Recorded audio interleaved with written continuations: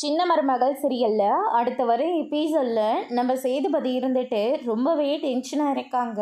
இதை பார்த்துட்டு இருக்கிற தமிழ்ச்செல்வி இருந்துட்டு என்னாச்சுங்க, நானும் பார்த்துக்கிட்டே இருக்கேன், ரொம்ப டென்ஷனாக வேறு இருக்கீங்க, என்னாச்சு அப்படின்னு சொல்லிட்டு கேட்கவும், ஒன்றும் இல்லை, போஸ் தான் அந்த மருந்தை எடுத்துகிட்டு வரலன்னு எனக்கு நல்லாவே தெரியும். ஆனால் அது எப்படி ஆதாரத்தோடு நிரூபிக்கிறேன்னு தான் எனக்கு ஒன்றுமே புரியவே இல்லை அப்படின்னு சொல்லிட்டு சேதுபதி சொல்லிக்கிட்டு இருக்காங்க.